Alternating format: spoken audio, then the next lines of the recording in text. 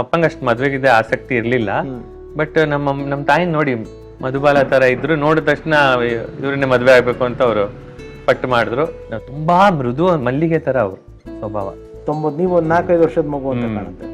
ಏನಾಗಿತ್ತು ಸರ್ ಅಮ್ಮಂಗೆ? ಏನಾಗಿತ್ತು? ಅನ್ಯಾಚುರಲ್ ಡೆತ್ ಅಂತ ಹೇಳ್ಬೋದು ಅಷ್ಟೇ.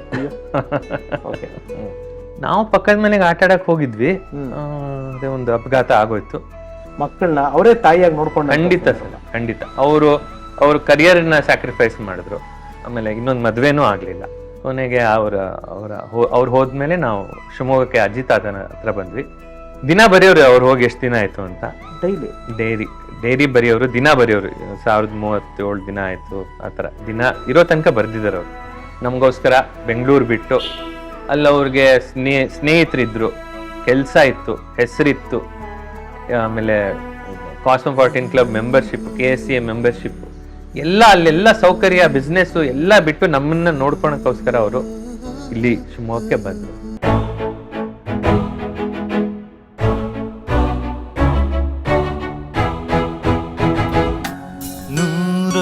ನೂರೊಂದು ನೆನಪು. ಶಿವಮೊಗ್ಗ ವೆಂಕಟೇಶ್ ಅಂದ್ರೆ ಪಟ್ಟಂತ ನೆನಪರೋ ಸಿನಿಮಾಗಳು ಯಾವ್ದಾವ್ದು? ನನಗ್ ಬರೋದು ಅದೇ ಸರ್, ಬಿಳಿ ಹೆಂಡತಿ. ಲಾಸ್ಟಿಗೆ ಸಖತ್ತಾಗಿ ಹ್ಯಾಂಡ್ಸಮ್ ಆಗಿ ಬರ್ತಾರೆ, ಕಲ್ಪನಾ ಅವ್ರನ್ನ ಇದ್ ಮಾಡ್ತಾರೆ. ಆಮೇಲೆ ಅದೊಂದು ಜ್ಞಾಪಕ ಬರುತ್ತೆ. ಮೈಸೂರು ಮಲ್ಲಿಗೆ, ಅಫ್ಕೋರ್ಸ್ ಮೈಸೂರು ಮಲ್ಲಿಗೆ. ಆಮೇಲೆ ಕಿಟ್ಟು ಪುಟ್ಟು, ಅದ್ರಲ್ಲಿ ಅವ್ರು ಸ್ಟಂಟ್ ಅವರೇ ಮಾಡಿರುತ್ತೆ ಸರ್. ಟ್ರೈನ್ ಇಂದ ಒಂದ್ ಬೋಗಿಯಿಂದ ಇನ್ನೊಂದ್ ಬೋಗಿ ಹಿಂಗ್ ಜಂಪ್ ಮಾಡೋದು, ಚೇಸ್ ಮಾಡ್ತಾರಲ್ಲ, ವಿಷ್ಣುವರ್ಧನ್ ಅವರೇ ಮಾಡಿರೋದು. ಅವರೇ without stunt man, moving train ಅಲ್ಲಿ. ನೋಡಿ ಸ್ನೇಹಿತರೆ, ನಾವು ಕೆಲವು ವರ್ಷಗಳ ಹಿಂದೆ ಅಂದ್ರೆ ಮಣಿರತ್ನಂ ಸರ್ ದಿಲ್ಸೇನಲ್ಲಿ ಚಯ್ಯ ಹಾಡ್ನ ಮೂವಿಂಗ್ ಟ್ರೈನ್ ಅಲ್ಲಿ ಮಾಡಿದ್ರು ಅಂದ್ರೆ ಎಲ್ಲ ನಮ್ಮ ಲೆಜೆಂಡ್ಸ್ ಅವತ್ತಿಗೆ ಮಾಡಿ ಇಟ್ಬಿಟ್ಟಿದ್ದಾರೆ ಇದನ್ನೆಲ್ಲ. ಹೇಳಿದ್ನಲ್ಲ ಸರ್, ಅವ್ರು ಡೇರಿಂಗ್ ಅಷ್ಟೇ ಸರ್. ಒಂದು ವರ್ಡ್ ಅಲ್ಲಿ ಅವ್ರನ್ನ ಡಿಸ್ಕ್ರೈಬ್ ಮಾಡ್ಬೇಕಂದ್ರೆ, ಅವ್ರು ಒಂದು ಶಬ್ದದಲ್ಲಿ ಒಂದು ಇದ್ರಲ್ಲಿ ಹೇಳ್ಬೇಕಂದ್ರೆ ಡೇರಿಂಗ್ ಅನ್ಬೋದು. ಅವ್ರು ಕೋಪ ಬರೋದ? ಚೆನ್ನಾಗೇ ಬರೋದು ಕೋಪ. ಕೋಪ ಅಂದ್ರೆ ಇತ್ತು ಅನ್ಸುತ್ತೆ, ಅದು ಹುಟ್ಟು ಗುಣ, ಸುಟ್ರು ಹೋಗಲ್ಲ ಅಂತ ಇತ್ತು. ಅವ್ರ ತಂದೆ ವೆಂಕಟೇಶ್ ಸರ್ ತಂದೆ ಮಗ ಬೆಳೆದಿದ್ದು ಕಲಾವಿದನಾಗಿದ್ದೆಲ್ಲ ನೋಡಿದ್ರ? ಎಲ್ಲ ನೋಡಿದ್ರು ಅವರು. ಬಹಳ ಹೆಮ್ಮೆನೂ ಪಟ್ರು, ತುಂಬಾ ಹೆಮ್ಮೆ ಅವರಿಗೆ.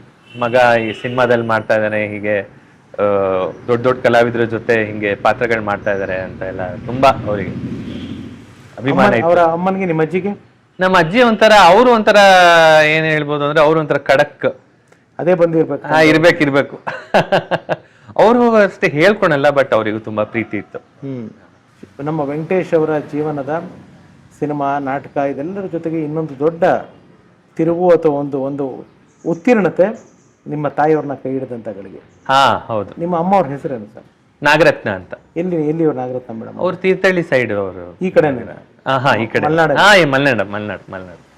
ಓಕೆ. ಹಿಂಗೆ ಅರೇಂಜ್ ಮ್ಯಾರೇಜ್, ಪ್ರೇಮ ವಿವಾಹನ? ಇಲ್ಲ, ಅರೇಂಜ್ ಮ್ಯಾರೇಜ್. ಎಲ್ಲೋ ಅವ್ರು ನಮ್ಮ ಅಪ್ಪಂಗೆ ಅಷ್ಟು ಮದ್ವೆಗಿದೆ ಆಸಕ್ತಿ ಇರ್ಲಿಲ್ಲ. ಬಟ್ ನಮ್ಮ ತಾಯಿ ನೋಡಿ ಮಧುಬಾಲ, ಏನ್ ಮುದ್ದಾಗಿದ್ದಾರೆ. ಮಧುಬಾಲ ತರ ಇದ್ರು, ನೋಡಿದ ತಕ್ಷಣ ಇವ್ರನ್ನೇ ಮದ್ವೆ ಆಗ್ಬೇಕು ಅಂತ ಅವರು ಪಟ್ಟು ಮಾಡಿದ್ರು. ನಮ್ಮ ಇಲ್ಲೇ ಶಿವಮೊಗ್ಗದಲ್ಲಿ YTV ಜೋಯ್ಸ್ ಅಂತ ನಮ್ಮ ಅತ್ತಿಗೆ ಅಜ್ಜ ಅವ್ರ ಕಡೆಯಿಂದ ಸಂಬಂಧ ಬೆಳೆಸಿ ಮದ್ವೆ ಆಗಿದ್ದು.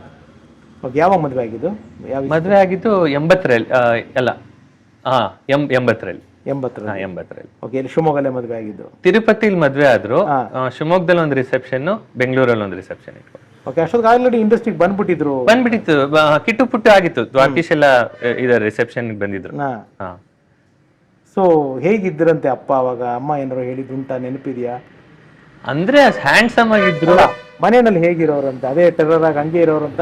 ಮದುವೆ ಚೇಂಜ್ ಆಗ್ಬಿಡ್ತಾರಲ್ಲ ಒಬ್ರು. ಇಲ್ಲ, ನಮ್ಮಮ್ಮ ಏನಂದ್ರೆ ತುಂಬಾ ಸಾಫ್ಟ್, ತುಂಬಾ ಮೃದು ಮಲ್ಲಿಗೆ ತರ ಅವ್ರು ಸ್ವಭಾವ. ಅಡ್ಗೆ ಚೆನ್ನಾಗಿ ಮಾಡೋರು. ಫ್ರೆಂಡ್ಸ್ನೆಲ್ಲ ಕರ್ಕೊಂಡ್ಬಿಡೋರು ಒಂದ್ ಮನೆಗೆ. ನಮ್ಮ ತಾಯಿ ಚೆನ್ನಾಗಿ ಅಡ್ಗೆ ಮಾಡಿ ಹಾಕೋರು ಎಲ್ಲರಿಗೂ. ಇಲ್ಲಿ ಬೆಂಗಳೂರಲ್ಲಿ?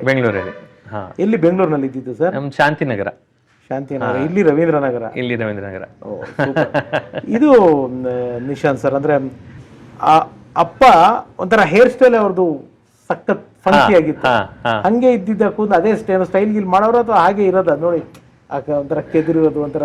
ಅಲ್ಲ ಸರ್, ಇದು ಬಣ್ಣ ಹಚ್ಚಿದ್ಮೇಲೆ ಅವು ಪೂರ್ತಿ ಚೇಂಜ್ ಆಗ್ಬಿಡೋರು ಸರ್.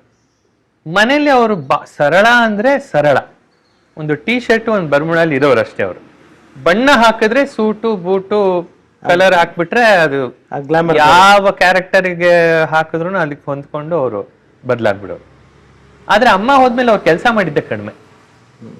90ನೇ ಇಸ್ವಿ ಆದ್ಮೇಲೆ ಅವರು ಎಲ್ಲ ನೀವು ನೋಡಿದ್ರೆ 90ನೇ ಇಸ್ವಿ ಮುಂಚೆನೆ ಅವ್ರು ಮಾಡಿರೋದೆಲ್ಲ ಕೆಲಸಗಳು. ಅಮ್ಮ ಹೋದ್ಮೇಲೆ ಸ್ವಲ್ಪ ಅವರಿಗೆ. ನೀವು ಹುಟ್ಟಿದ್ದು 86, ನಾನು 86, ನಿಮ್ಮಣ್ಣ 81, ಅಮ್ಮಣ್ಣ 81, ಅಂದ್ರೆ ತಾಯಿಯವರು ಕಾಲವಾಗಿದ್ದು 91. ನೀವು ಒಂದು 4-5 ವರ್ಷದ ಮಗು ಅಂತ ಕಾಣುತ್ತೆ. ಏನಾಗಿತ್ತು ಸರ್ ಅಮ್ಮಂಗೆ, ಏನಾಗಿತ್ತು? ಅನ್ಯಾಚುರಲ್ ಡೆತ್ ಅಂತ ಹೇಳ್ಬೋದು ಅಷ್ಟೇ. ಓಕೆ, ಎಲ್ಲಿ? ಬೆಂಗಳೂರಿನಲ್ಲಿ? ಬೆಂಗಳೂರಲ್ಲಿ. Okay, how old was she? ಎಷ್ಟು? 36-37 ವರ್ಷ ಇರ್ಬೋದು ಅಷ್ಟೇ ಅವ್ರಿಗೆ. ಅವಾಗ ನೀವೆಲ್ಲ ಇನ್ನೂ ನಿಮ್ಗೇನು ಗೊತ್ತೇ ಇಲ್ಲ ಅಂತ ಕಾಣತ್ತೆ. ಏನು? ನಾವು ಪಕ್ಕದ ಮನೆಗೆ ಆಟ ಆಡಕ್ ಹೋಗಿದ್ವಿ, ಅದೇ ಒಂದು ಅಪಘಾತ ಆಗೋಯ್ತು. ಕೊನೆಗೆ ಅವ್ರು ಹೋದ್ಮೇಲೆ ನಾವು ಶಿವಮೊಗ್ಗಕ್ಕೆ ಅಜ್ಜಿ ತಾತನ ಹತ್ರ ಬಂದ್ವಿ. ಅಪ್ಪ ಅಲ್ಲೇ ಇದ್ರು, ಸ್ವಲ್ಪ ಅವಾಗ ಇನ್ನು ಕೆಲಸ ಮಾಡ್ಕೊಂಡಿದ್ರು, ಅಂಗಡಿನೂ ನೋಡ್ಕೋತಾ ಇದ್ರು, ಸ್ವಲ್ಪ ಆಕ್ಟಿಂಗು ಮಾಡ್ತಾ ಇದ್ರು. ನಮ್ಮ ತಾತ 97ರಲ್ಲಿ ಹೋದ್ರು, ಅಲ್ಲ 93ರಲ್ಲಿ ಹೋದ್ರು. 93ರಲ್ಲಿ ತಾಯಿಯವರಾಗಿ 3 ವರ್ಷದಲ್ಲಿ. ಆಮೇಲೆ ನಮ್ಮ ಅಜ್ಜಿ ನಮ್ಮ ಅತ್ತೆ ಮಗಳನ್ನ ನೋಡ್ಕೊಳಕ್ ಬೆಂಗಳೂರಿಗೆ ಹೋದ್ರು. ನಮ್ಮ ಅಪ್ಪ ಈ ಕಡೆ ಬಂದ್ರು. 94ಕ್ಕೆ ನಮ್ಮ ಅಪ್ಪ ಶಿವಮೊಗ್ಗಕ್ಕೆ ಶಿಫ್ಟ್ ಆಗಿದ್ರು. ಸೊ ತಾಯಿ ಇಲ್ಲದ ಮಕ್ಕಳನ್ನ ಅವರೇ ತಾಯಿಯಾಗಿ ನೋಡ್ಕೊಂಡು. ಖಂಡಿತ ಸರ್, ಖಂಡಿತ. ಅವರು ಕರಿಯರ್ನ ಸ್ಯಾಕ್ರಿಫೈಸ್ ಮಾಡಿದ್ರು. ಆಮೇಲೆ ಇನ್ನೊಂದು ಮದುವೆನೂ ಆಗಲಿಲ್ಲ. ನನಗೆ ಇವಾಗ ಆಲ್ಮೋಸ್ಟ್ ಒಂದು 40 ವರ್ಷ. ಅರ್ಥ ಆಗತ್ತೆ ಅವ್ರು ಎಂಥ ಸ್ಯಾಕ್ರಿಫೈಸ್ ಮಾಡಿದ್ರು ಅಂತ ಅರ್ಥ ಆಗುತ್ತೆ. ನಮಗೋಸ್ಕರ ಬೆಂಗಳೂರು ಬಿಟ್ಟು ಅಲ್ಲಿ ಅವ್ರಿಗೆ ಸ್ನೇಹಿತರಿದ್ರು, ಕೆಲಸ ಇತ್ತು, ಹೆಸರಿತ್ತು, ಆಮೇಲೆ cosmopolitan club membership, KSCA membership ಎಲ್ಲ, ಅಲ್ಲೆಲ್ಲ ಸೌಕರ್ಯ, ಬಿಸ್ನೆಸ್ಸು ಎಲ್ಲ ಬಿಟ್ಟು ನಮ್ಮನ್ನ ನೋಡ್ಕೊಳಕ್ಕೋಸ್ಕರ ಅವರು ಇಲ್ಲಿ ಶಿವಮೊಗ್ಗಕ್ಕೆ ಬಂದರು. ಹೇಗಿತ್ತು ಸರ್? ನಿಮ್ಗೆ ನೆನಪಿದೆಯಾ ಏನಾದ್ರೂ? ಅಮ್ಮಂದು ಏನು ನೆನಪಿದೆ ಮೊದಲನೇದಾಗಿ ನಿಮಗೆ? ಅಮ್ಮ ಹಾಡು ಹೇಳೋರು ಸರ್ ಚೆನ್ನಾಗಿ. ತುಂಬಾ ಚೆನ್ನಾಗಿ ಹಾಡು ಹೇಳೋರು. ಅಡುಗೆ ಚೆನ್ನಾಗಿ ಮಾಡೋರು? ಅಡುಗೆ ತುಂಬಾ ಚೆನ್ನಾಗಿ ಮಾಡೋರು ಅವ್ರು. ಕ್ಯಾರೆಟ್ ಹಲ್ವಾ ನನಗೆ ಇನ್ನೂ ಫ್ರಿಜ್ಜಿಂದ ತೆಗೆದು ತಿಂದಿರೋ ನೆನಪಿದೆ ನನಗೆ. ಎಲ್ಲರೂ ಹೇಳ್ತಾರೆ ಅವ್ರ ಬಗ್ಗೆ, ಅವ್ರ ಸ್ವಭಾವ. ಅಂತ ಹೆಣ್ಮಗಳನ್ನೇ ನೋಡಿಲ್ಲ ಅಂತ ಹೇಳ್ತಾರೆ. ಅವ್ರ ಜೊತೆ ಇನ್ನಷ್ಟು ಕಾಲ ಕಳೆಯುವಂತ ಭಾಗ್ಯ ನಮ್ಗಿರ್ಲಿಲ್ಲ ಅಷ್ಟೇ. ಆ 5 ವರ್ಷದಲ್ಲಿ ನಿಮಗೆ ಗೊತ್ತಾಯ್ತಾ ತಾಯಿ ಅಗಲಿಕೆ? ನಂಗಷ್ಟು, ನಾನು ತುಂಬಾ ಸಣ್ಣವನಿದ್ನಲ್ಲ ಸರ್, ಗೊತ್ತಾಯ್ತು. ನಾನು ನಮ್ಮ ಅಪ್ಪನ್ ಕೇಳ್ದೆ, ಅವ್ರು ಮಲಗಿಸ್ತಾರಲ್ವಾ ಬಾಡಿನ, ಕೇಳ್ದೆ ಏನ್ ನಮ್ಮ ಅಮ್ಮ ತೀರ್ಕೊಂಡು, ಅಂದ್ರೆ ಅಷ್ಟು ಸಣ್ಣ ವಯಸ್ಸಲ್ಲಿ ಸತ್ತೋದ್ರ ಅಂತ ಕೇಳಿದ್ದೆ. ಇಲ್ಲ, ನಾನು ಹಂಗೆ ಕೇಳ್ದೆ. ನಾನು ಒಂಥರ ನಮ್ಮ ಅಪ್ಪನ ತರ ಸ್ವಲ್ಪ ಡೈರೆಕ್ಟ್ ಆ ವಯಸ್ಸಿಂದ ಕೇಳಿದೆ. ನಮ್ಮಪ್ಪ ಅಂತ ಸುಮ್ನೆ ಅಂದ್ರೆ ಅವರು ಆ ಟೈಮಲ್ಲಿ ನಗ್ತಾ ಇದ್ರು. ಏನಪ್ಪ ನಗ್ತಾ ಇದಾರಲ್ಲ ಅನ್ಕೊಂಡಿದ್ದೆ. ಅಪ್ಪ ನಗ್ತಾ ಇದಾರೆ, ಏನೂ ಆಗಿಲ್ಲ ಅಂತ ನನಗೆ. ಅಂದ್ರೆ ಅವರು ನನಗೆ ನೋವಾಗಬಾರ್ದು ಅಂತ ನಗ್ತಾ ಇದ್ದಾರೆ, ಅವ್ರ ದುಃಖ ತೋರಿಸ್ಕೊಂಡಿಲ್ಲ. ಆದ್ರೆ ಮೊನ್ನೆ ನಾನು ನಮ್ಮ ಅಣ್ಣ ನಮ್ಮ ದೊಡ್ಡಮ್ಮನ ತೋಳ್ ಮೇಲೆ, ಹೆಗ್ಲ ಮೇಲೆ ಅಳ್ತಾ ಇದ್ದಿದ್ದು ನಂಗೆ ಜ್ಞಾಪಕ ಬಂತು. ಅದರಿಂದ ನನಗೆ ಯಾವ್ದೊಂದು ಮೆಡಿಟೇಷನ್ ರಿಟ್ರೀಟಿಗೆ ಹೋಗಿದ್ದೆ. ಅವಾಗ ನಿಮ್ಗೆ ಯಾರು ಅಗಲಿದ್ರೆ ಅದನ್ನ, ಆ ನೋವನ್ನು ನೀವು ಅನುಭವಿಸ್ಬೇಕು ಅಂತಂದ್ರೆ ನೀವು ಅನುಭವಿಸ್ಬೋದು ಇವಾಗ ಅಂತ ಹೇಳಿದ್ರು. ನನಗೆ ಡೈರೆಕ್ಟ್ ಆಗಿ ಆ ಸಣ್ಣ ವಯಸ್ಸಲ್ಲಿ ಗೊತ್ತಾಗಲ್ವಲ್ಲ ಆ ಲಾಸು. ನನಗೆ ಅಣ್ಣ ಅಳ್ತಾ ಇದ್ದಿದ್ದನ್ನ ಜ್ಞಾಪಿಸ್ಕೊಂಡು ಅಲ್ಲಿಂದ ನಾನು ಅವರ ಹೋಗಿದ್ದ ದುಃಖ ನನಗೆ ಇವಾಗ ಒಂದು 2-3 ವರ್ಷದ ಹಿಂದೆ ಅದು ನನಗೆ ಬಂತು. ಅದು ಬಿಕ್ಕಿ ಅಳು ಬಂತು. ಗೊತ್ತಾಗಲ್ಲ ಸಣ್ಣ ವಯಸ್ಸಲ್ಲಿ. ನೀವು ನಿಮ್ಮ ಅಣ್ಣ ಹೇಗಿದ್ರಿ? ನಾನು ನಮ್ಮಣ್ಣ ಸ್ವಲ್ಪ ಅದೇ ಆ ವಯಸ್ಸಲ್ಲಿ ಜಗಳ ಆಡ್ತಾ ಇದ್ವಿ. ಅಮ್ಮ ಬಂದು ಸ್ವಲ್ಪ ಬೈಯೋದಾಗ್ಲಿ, ಆಮೇಲೆ ನಂಗೆ ತೊಡೆ ಮೇಲೆ ಮಗಿಸ್ಕೊಂಡು ಹಾಡು ಹೇಳೋರು. ಅವಾಗ ಯಾವುದೊಂದು ಮೋಟೆ ರಾಮ ಅಂತ ಒಂದು ನಾಟಕ, ಅದರಲ್ಲಿ ಮೋಟೆ ರಾಮ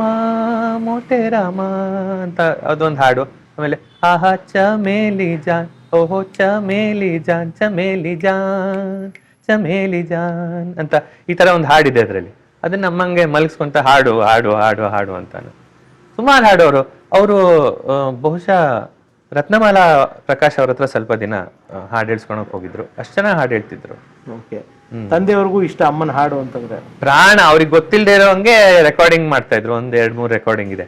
ಇದೆಯಾ ಸರ್? ಇದ್ರೆ ನಾನು ಕಳಿಸ್ತೀನಿ. ಖಂಡಿತ ಕಳಿಸ್ತೀನಿ ಜನಗಳಿಗೆ. ಹೌದು, ಅಮ್ಮನ ಧ್ವನಿನಾರು ನಾವು ಅಂತ ಧ್ವನಿನ ನಾನು ಕೇಳಿಲ್ಲ ಸರ್. ಯಾರ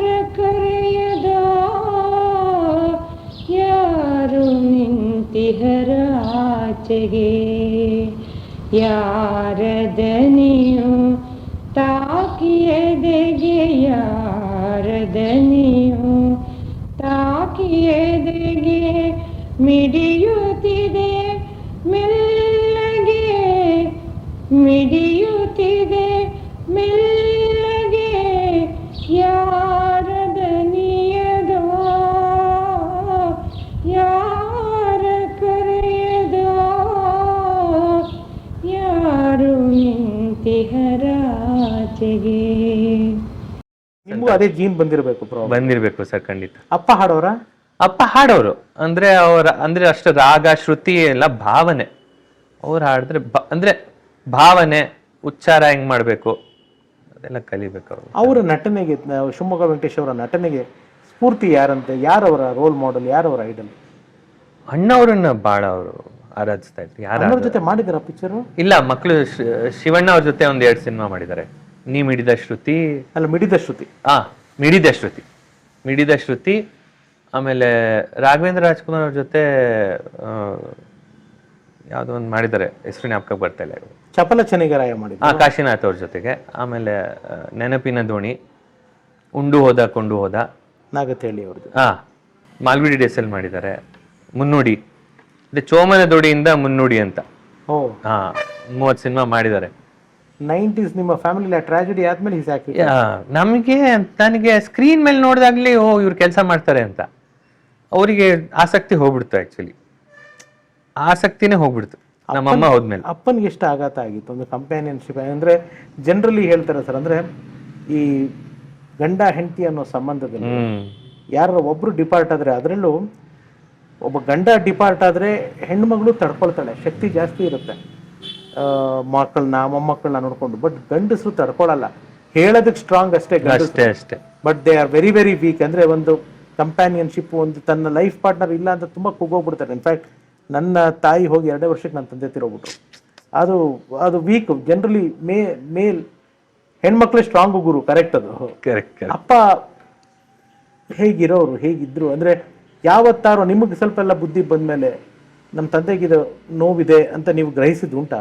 ನೋವು ತೋರ್ಸ್ಕೊಂತೇನೆ ಇರ್ಲಿಲ್ಲ ಸರ್ ಅವರು, ನೋವು ತೋರ್ಸ್ಕೊಂತಿರ್ಲಿಲ್ಲ. Alcohol was his friend. ದಿನ ಬರೆಯೋರು ಅವ್ರು ಹೋಗಿ ಎಷ್ಟು ದಿನ ಆಯ್ತು ಅಂತ. ಡೈರಿ ಬರೆಯೋರು, ದಿನ ಬರೆಯೋರು. 1037 ದಿನ ಆಯ್ತು ಆತರ ದಿನ ಇರೋ ತನಕ ಬರ್ದಿದ್ದಾರೆ ಅವ್ರು, ಎಷ್ಟು ದಿನ ಆಯ್ತು ಅಮ್ಮ ಹೋಗಿ ಅಂತ. ಅಷ್ಟು ಪ್ರೀತಿ ಅಂದ್ರೆ ಹುಚ್ಚು ಪ್ರೀತಿ. ನೀವು ಓದಿದ್ದು ಎಲ್ಲಿ ನಿಶಾಂತ್ ಅವರ? ಎಲ್ಲಿ ಓದಿದ್ದು? ನಾನು 4ನೇ ವರ್ಷ ತನಕ ಬಿಷಪ್ ಕಾಟನ್ಸ್, 2 ವರ್ಷನ kindergarten, LKG Bishop Cottons. ಆಮೇಲೆ ಅದೇನೋ ಕತೆ ಇದೆ, ಕ್ರಿಶ್ಚಿಯನ್ ಡಿಸ್ಕೌಂಟ್ ಸಿಗತ್ತೆ ಅಂತ ಏನೋ ಹೇಳಿದಕ್ಕೆ ನಮ್ಮ ಅಪ್ಪ ಹೋಗ್ಬಿಟ್ಟು ಕ್ರಿಶ್ಚಿಯನ್ ಅಂತ ಬರ್ದ್ಬಿಟ್ಟು ಒಂದು ಫಾರ್ಮಲ್ಲಿ. ಆ ಥರ ಏನೋ ಕತೆ ಇದೆ. ನಮ್ಮ ತಂದೆ ಸಖತ್ ಡೇರಿಂಗ್ ಅಂತಾರೆ, ಹೇಳ್ತೀನಲ್ಲ ಸರ್. ನಂದು ಇದು ಕಿವಿ ಚುಚ್ಚೋದು ಸೆರೆಮನಿಗೆ ಏನೋ ಅಂತಾರೆ, ಏನಂತಾರೆ ಕಿವಿ ಚುಚ್ಚೋ ಶಾಸ್ತ್ರ, ಅದು ಮಾಡ್ತಾ ಇದಾರೆ ಅಂತ ಗೊತ್ತಾಯ್ತು. ನಮ್ಮ ಅಣ್ಣನ್ ತಡಿಯಕ್ ಆಗಿರ್ಲಿಲ್ಲ ಅವ್ರಿಗೆ ಮಗುಗ್ ನೋವಾಗತ್ತೆ ಅಂತ ಬೆಂಗಳೂರಲ್ಲಿ ಶೂಟಿಂಗ್ ಬಿಟ್ಟು ಮುಗಿಸ್ಕೊಂಡು ಕಾರಲ್ಲಿ ಬಂದ್ಬಿಟ್ಟು ನನಗೆ ಆ ಸೆರೆಮನಿಗಿಂತ ಮುಂಚೆನೆ ತಕೊಂಡೋಗ್ಬಿಟ್ರು. ಸೊ ಆತರ ಕ್ಯಾರೆಕ್ಟರ್ ಅವರು. ಈ ಮನೆಗ್ ಬಂದ ಮೇಲಿಂದ ಅಮ್ಮ ಇಲ್ವೇ ಇಲ್ಲ?